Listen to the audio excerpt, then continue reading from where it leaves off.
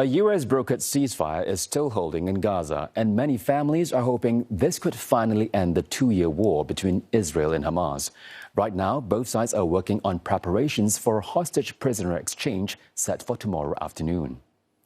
All living Israeli hostages in Gaza, which officials believe are about 20 of 48 held by Hamas, are expected to come home.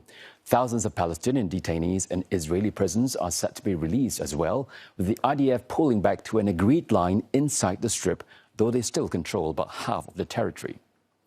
But a major sticking point remains for the next phase of the agreement. It requires Hamas to disarm, something the group has called complex, difficult and out of the question.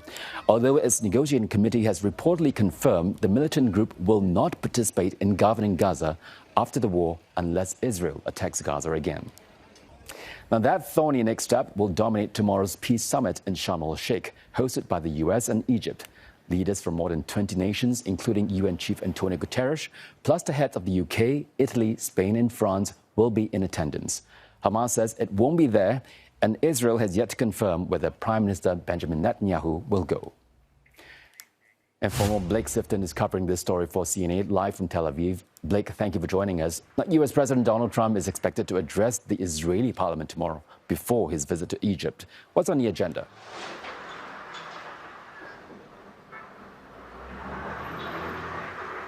Good evening. That's right. We expect President Trump to arrive tomorrow morning around 9 a.m. local time. He'll be met at the airport by Prime Minister Netanyahu and President Herzog. He will then travel to Jerusalem to meet the family members of some of the hostages held in Gaza. They've been incredibly thankful to him for his work to get this deal done. And this tour is going to be something of a victory tour for President Trump.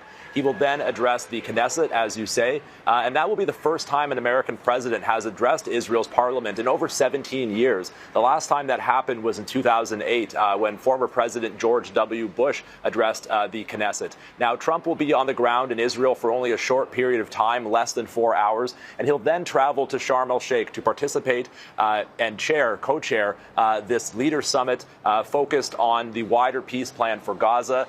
They will discuss the post-war governance of Gaza, security, as well as reconstruction. And while there is quite a bit of hope and momentum from this first stage that they're hoping to carry forth to the second stage, of course, there are major obstacles to overcome. The full withdrawal of Israeli forces from Gaza is tied to the progress of this international stabilization force that's meant to enter Gaza and assist with demilitarization. But which countries will participate in that force, when it will be assembled, and when it will be ready to deploy are still major questions that need to be answered. So we will be looking and watching closely this summit tomorrow to see if commitments or announcements regarding that force are made. Now, Blake, phase one of the truce is in effect. How different is it this time round compared to previous ceasefires?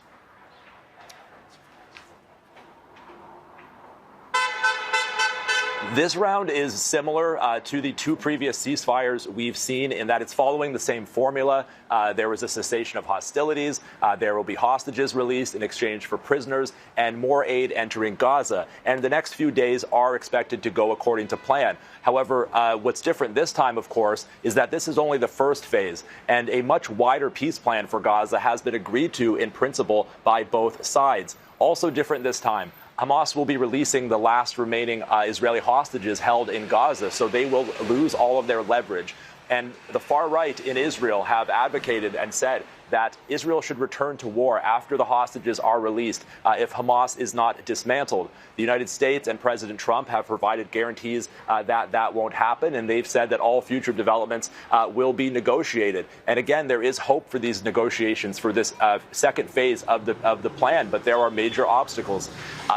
In addition to the release of the hostages, of course, Israel's other major demand is that Gaza be demilitarized and Hamas be disarmed. As you say, something they've shown no willingness to do. They have hinted that perhaps they'd be willing to surrender offensive weapons like rockets, but certainly not their small arms and their guns. And another key question is this transitional government of Palestinian technocrats that's meant to take over power in Gaza from Hamas. We still do not know yet how that process will work and who will participate in this government. Many thanks for that update. Blake Sifton there in Tel Aviv covering this story for CNA.